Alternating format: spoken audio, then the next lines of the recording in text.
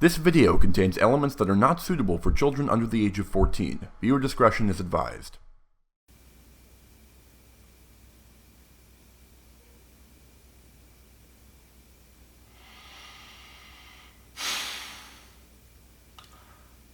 Apparently, somebody thought that because of a joke that I made in the last episode, it would be a cute idea to burn my desk down.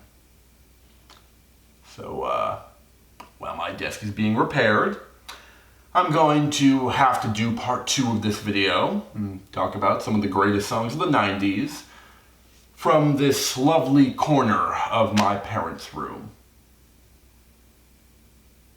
Alright, let's get to it.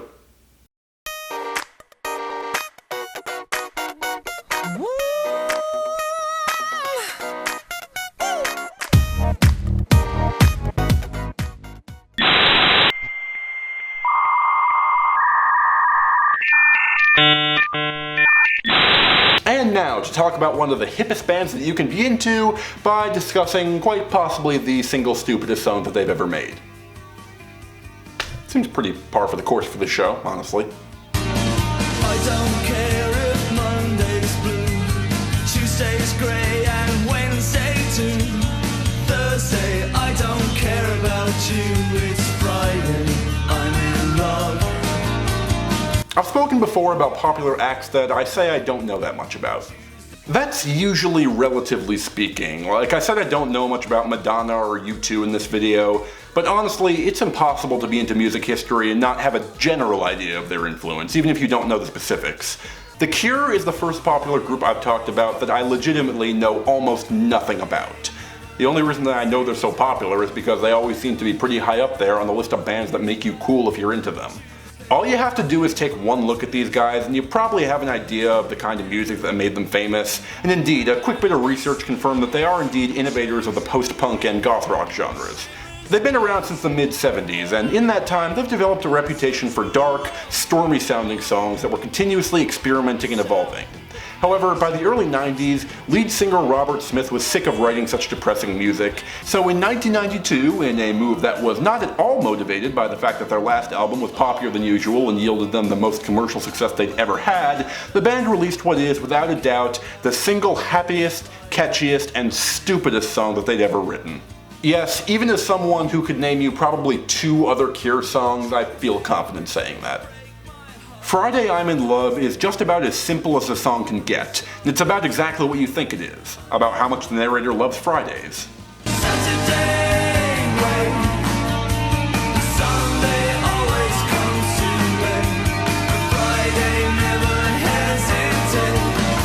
Technically, this is a love song, with the implication being that the reason he loves Fridays is because he gets to spend it with his girlfriend, but honestly, every time I hear this song, I just hear a song about how great Fridays are. And you know what? That is awesome, because it is true. I mean, everybody loves Fridays. You put in one last stretch of work before spending the evening doing whatever you want to without the pressure of taking time out of your actual 2 weekend days. You can kick back and relax, you could go to a party or a club, you could get your bowl, have some cereal, meet up with your friends, you could kick it in the front seat or chill in the back seat. I mean, the possibilities really are limitless. And not only is this song brilliant for its simplicity and relatability, but when the lead singer said he wanted to write a happy song, he did not half-ass it, because this song is happiness personified.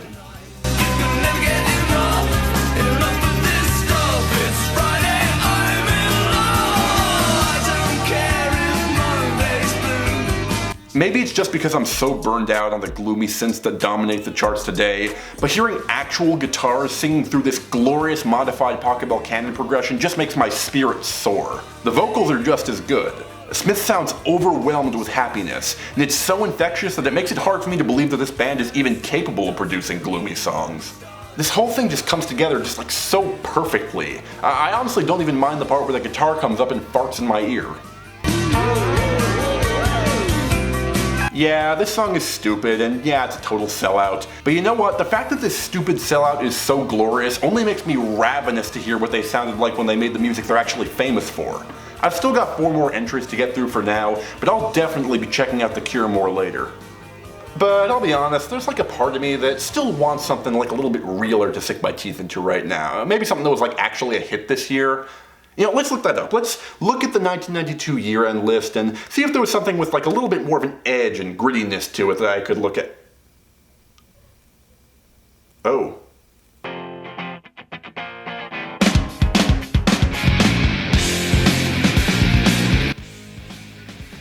That should do the trick.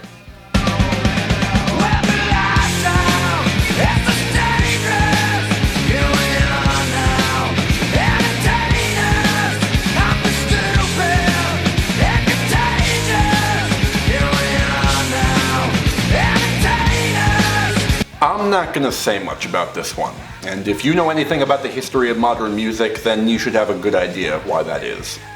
If you had to point to the single day in history that the 80s became the 90s, it wouldn't be the first year of 1990. It would be August 27th, 1992, the day that Smells Like Teen Spirit was released to the radio.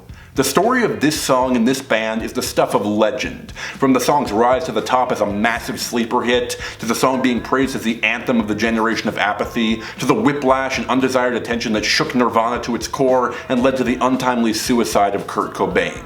This song is a solid lock for the top 20 of pretty much any greatest songs of all time list you're likely to find on the internet, and it's not without merit. This song completely upended the definition of popular music in the 90s, and even today, when you feel completely fed up and disgusted with the world around you, you'd be hard-pressed to find a better song to tune into than this one for its pure, primal release.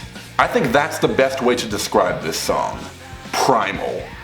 This song is a massive release of anger, frustration, and bitterness, and after listening to it, you feel like you've been purged of some of the gunk that's clogging your mind. This is mostly down to the presentation, the sheer heft of the guitars and Cobain's delivery. The lyrics support this frustration too, but I honestly don't think anybody actually understands about 3/4 of those lyrics, which is a groundbreaking observation that I'm sure nobody has ever made before.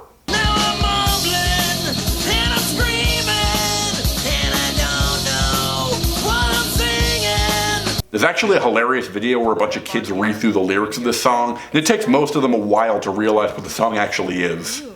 Okay, that second line doesn't make any sense. Oh no, I know a dirty word. What? These I don't know if this person knows, but lyrics are supposed to be connect. This does not make any sense. They don't even rhyme properly or go together. I feel stupid and contagious. Here we are now, Wait. But you know as well as I do that the lyrics really don't matter that much in this case. It's all about the aesthetic. This song is a tortured scream, echoing through the years and inviting anybody who feels the need to scream along with them. And its title as one of the greatest songs of all time is well deserved. The only reason it's not any higher on this list is because it's honestly a song that I respect more than I actually like. I certainly do play it when I need something to rage along with, but outside of those instances, it really doesn't do that much for me. That said, even if it isn't one of my favorite songs, that doesn't mean it isn't one of the greats. I'm sure that you're wondering what sort of song could possibly follow up an epic masterpiece like this.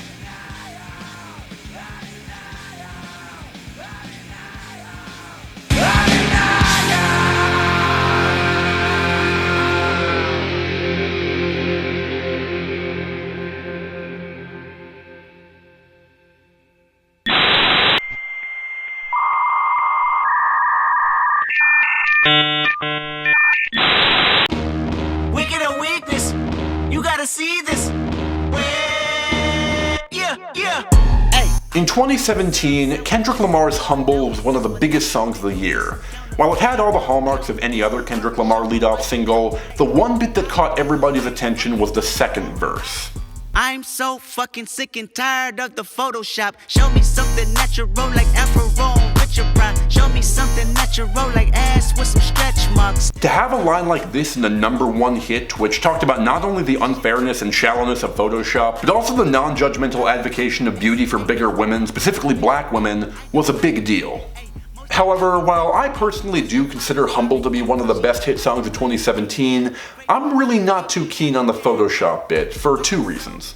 First of all, because I thought this sentiment kinda came out of nowhere within the context of the song, though I have since realized that it does tie into the theme of humility with regards to appreciating beauty and realness. And the second reason is because no matter what Kendrick or anybody else makes, none of them will ever top the greatest statement on the double standards of beauty and size and race that has ever been made in the history of popular music.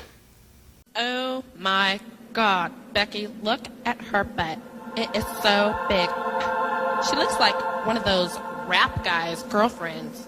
Who understands those rap guys?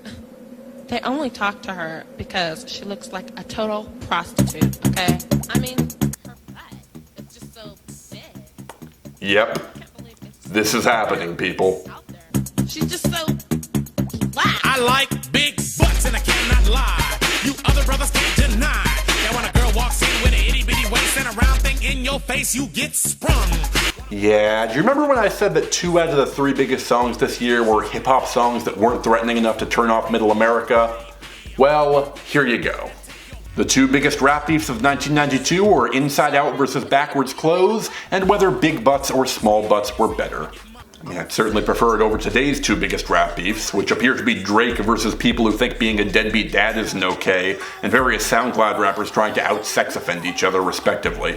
Although, to be honest, it seemed like the tensions in the Cold War between thick and skinny girls was reignited a few years ago, when one of the biggest songs of the year was about not just how it was good to have a big butt, but that it was preferable to the alternative. I'm bringing booty back. Go ahead and tell them skinny bitches that. And not only that, but that exact same line was used again in another massive smash hit from that same year. Fuck the skinny bitches. Fuck the skinny bitches in the cup. Yeah, I can't forget about that one, especially in this context. My anaconda don't want none unless you got buns, hun. So, in a weird way, this song, this weird, wacky, and hilarious novelty song from 26 years ago, actually still has a stunning amount of cultural relevance. This is more than just your average novelty song. This is an anthem in every sense of the word. For the longest time, every model who appeared on TV and advertising looked exactly the same. Slender, white, and very thin.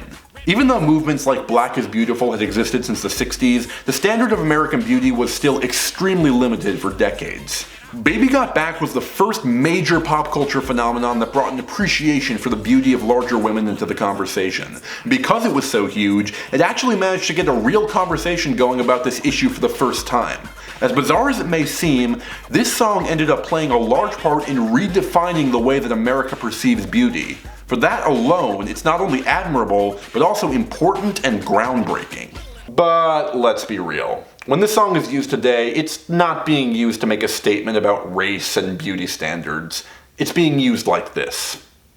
Luca. I like big butts and I cannot lie. You other brothers. Hey boss, big butts.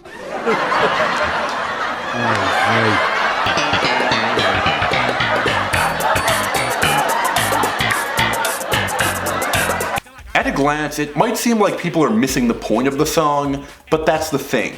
This song is not only great as a message song, but it also functions perfectly as an infectious novelty track that's good for a cheap laugh because it uses the word butt.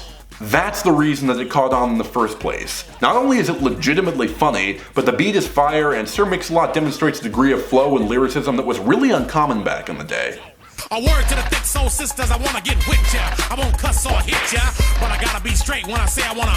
Till the break of dawn, baby got it going on. A lot of simps won't like this song. Baby Got Back is a prime example of the way that popular music affects culture in the United States, and how one of the best ways to bring about social change is to blend it with fun and good humor. So ladies, ladies, when you wanna roll my Mercedes, then turn around, stick it out. Even white boys got to shout, baby got back. Sir Mix-a-Lot, as one of the whitest boys that you're ever likely to meet, I hear your call, and I shout out in return to you, my good sir. This song is higher than Nirvana! Little in the middle, but you got much back.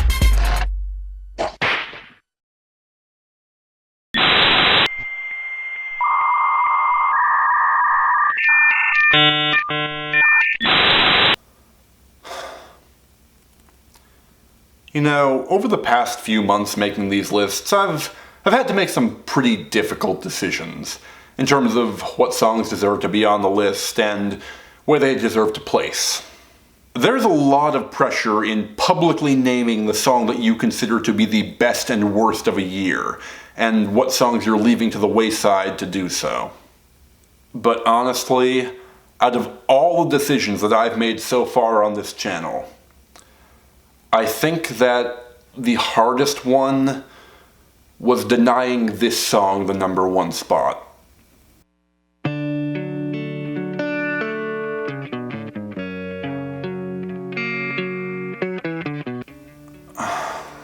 I'm sorry, Anthony.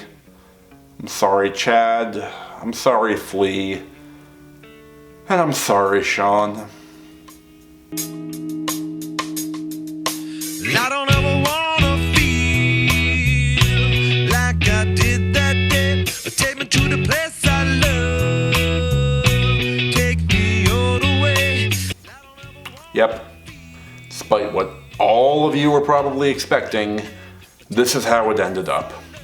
The biggest ever hit from one of my favorite bands, almost universally considered to be not just their best song, but one of the greatest alt-rock songs of all time, only managed to reach #2 on this list, thus making this the second retro list in a row where the Peppers were muscled back from the #1 spot. Naturally, just like in 2007, it took a pretty special song to knock this song back, and I'm sure you're all now very eager to find out what that song is, but we'll get to that in a minute. Just like Smells Like Teen Spirit, and indeed just like the last time that I talked about the Red Hot Chili Peppers, I'm not going to talk about this for long. If I were to go in too deep, I could probably spend an entire hour just gushing about this one song, and all the different elements that make it a masterpiece. I think I've made it clear by this point that I really get into songs where the singer reflects on the darkest time in their life, and Under the Bridge follows this pattern to a T. Sometimes I feel like I don't have a partner. Sometimes I feel like my only friend is the city I live in, the city of angels. This song is Anthony reflecting on the feelings of isolation and depression that overwhelmed him after he gave up his drug habit, but how the feelings of isolation and depression are still preferable to the knowledge that he was wasting his life every moment that he was still addicted. The title refers to a drug den under a bridge in LA where Anthony shot up, which led to him losing almost everything he cared about. What's so impressive is that, despite how specific that reference is, this song works as a perfect anthem for anybody who's ever worked to overcome personal demons, assuring them that however much you need to struggle to conquer yourself, it's worth it if the end result is control over your own life, which is one of the most inspiring messages that I've ever heard in a song. This is backed up by the production, which is uncharacteristically simple and low-key for the Peppers, allowing the fragile emotion in Anthony's voice to shine through and take center stage. It's hard to believe that there's nobody out there. It's hard to believe that I'm all alone. The entire song then builds into a slow crescendo, which ends in an explosion of passion that hits the absolute perfect level of intensity before slowly fading back out.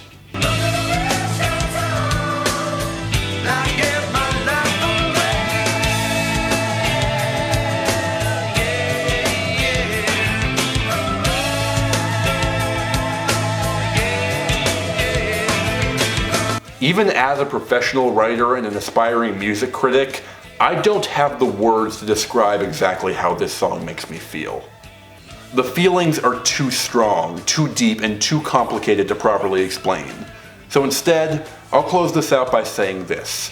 No matter what's happening in my life, no matter what's going wrong, or how much the world seems to be collapsing around me, this song can convince me that everything will wind up okay as long as I keep fighting. No other song has the power to do that to me, and that's honestly all there is to say about that. Let's get through the honorable mentions and then wrap this thing up.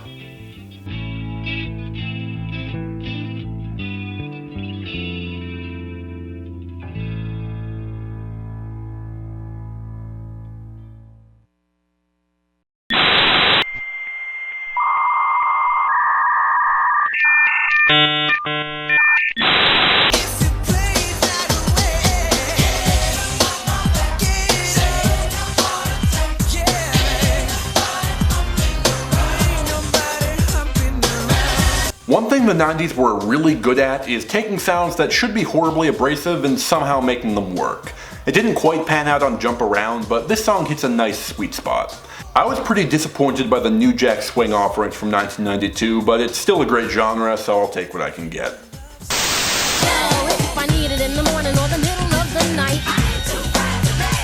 Yet another song that has some horribly abrasive sounds in it. You know what I'm talking about. But again, somehow it works, and solid performances from the girls all around turn this into my favorite TLC song, besides the obvious. Also, now I think I know where Cardi B took her inspiration from on Finesse. So it ain't like I'm bragging, just join the paddy wagon, cause I ain't too proud, I ain't too proud. Cardi B straight stunning, can't tell me nothing, bossed up and I changed the game. Just give me warm it up, Chris. I'm about to warm it up, Chris. Cause that's what I was born to do. Yeah, this is just a retread of Jump, but there's still enough unique elements here to prove that Criss Cross does actually have some real skill behind them. Also, this song continues the trend of these guys spitting out just like some of the most classic burns of all time. So yo, with the Dr. Seuss riddles, you can get the finger, the middle.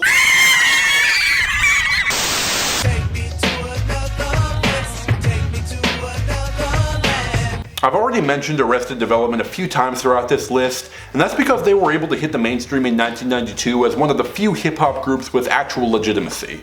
They've got a signature laid-back and relaxed style which fit in perfectly with the softer music of this year, and their biggest hit, Tennessee, is a classic bop that's really stood the test of time. Insert in-joke about the TV show I know nothing about here.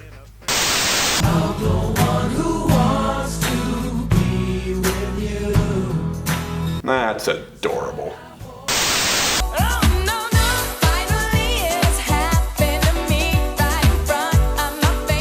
This song actually isn't anything special, but the woman who made it is named Cece Peniston, and I feel like I would be doing you all a personal disservice if I didn't bring that up at least once. It's like I'm blowing kisses in the wind, giving you love that you haven't been given. At its core, this is just another quiet storm ballad, but for some reason Abdul decided to use a really interesting and complex chord progression here, which is something that's rare in music in general, let alone music from this year.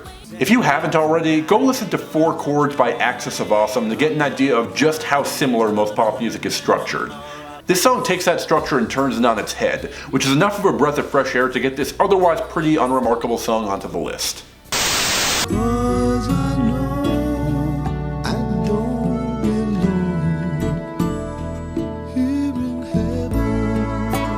The first time I listened to this, I was going to make it a dishonorable mention because of how much Eric Clapton sounds like a dying dog on this song.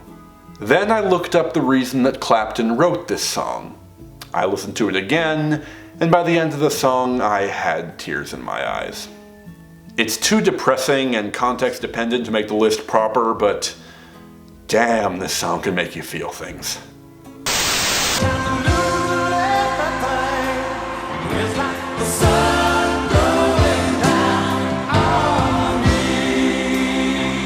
I don't like to include live performances on lists like this, otherwise this song would be in my top 5. Easy come, easy go, will you let me go? Bismillah, no, we will not let you go. Let him go! I also don't like to include re-releases on lists like this, otherwise this song would be in my top 2. I'm too sexy for my shirt, too sexy for my shirt, so sexy it hurts. Okay, fine, it's a little funny. And I'm too sexy for this song.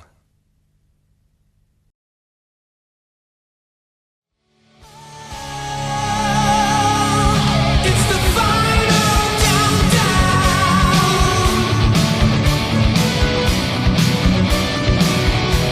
The final countdown.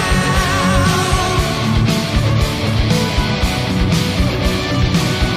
It's the final countdown.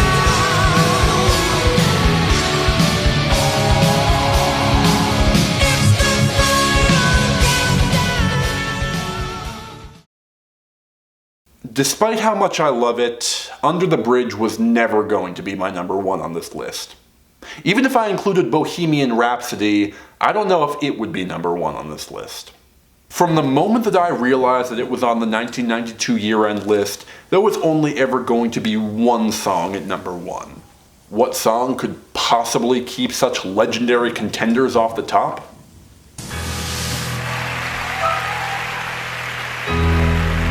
Well, how about a 10-minute long rock opera that was developed over the course of a decade, featured several wholly unique sections all vying to be the most grandiose, and is widely considered to be the magnum opus of one of the most legendary rock bands of all time?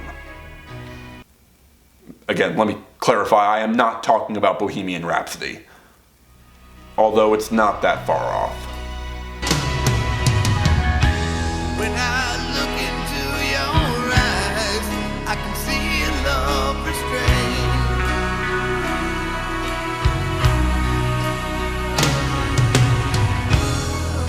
I'm sure by this point, most of you guys have seen Todd in the Shadow's video on Be Here Now, the third album by Oasis, which signified their shift from one of the most legendary rock bands of the 90s to a bunch of pretentious, overbloated narcissists high on their own ego.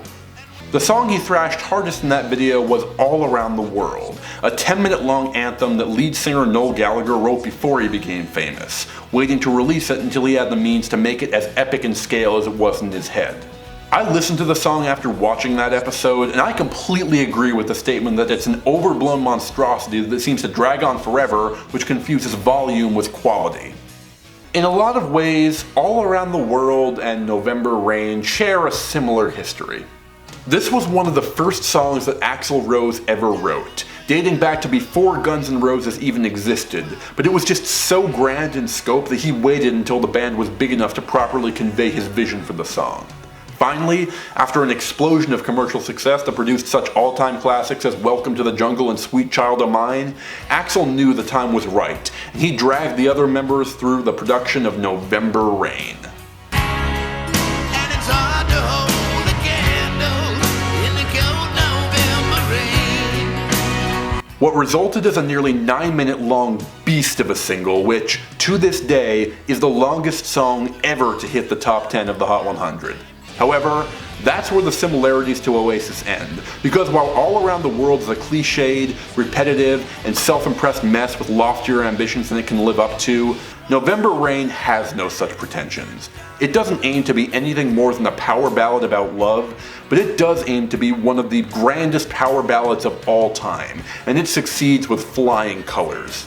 It honestly blows my mind that there was an era not only where this type of music could be made, but when it could actually chart.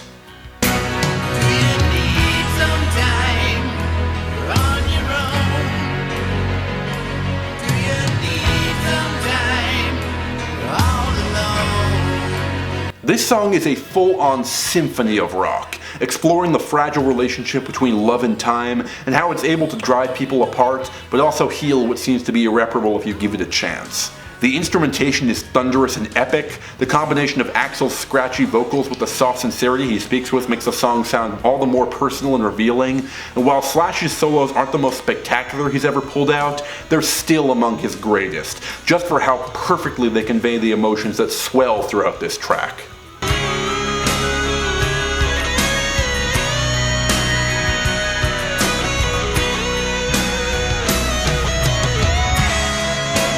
I could keep going on forever, but nothing conveys just how special this song is more than actually listening to it. So if you've somehow never heard it, then you need to do that now. Nothing lasts forever, even cold November rain. Add that to one of the greatest and most extravagant music videos of all time, which just became the first music video released in the 20th century to pass 1 billion views on YouTube, and you have not only the greatest power ballad ever written, but one of the greatest songs of all time. As a year for music, 1992 was a quagmire of mediocrity and complacency that was really difficult to get through. However, I can think of very few songs with ambitions loftier than this one, and the fact that the general public recognized and bought this song gives me hope that, no matter how bad the music scene may get, quality will eventually win out. November Rain by Guns N' Roses, the best hit song of 1992.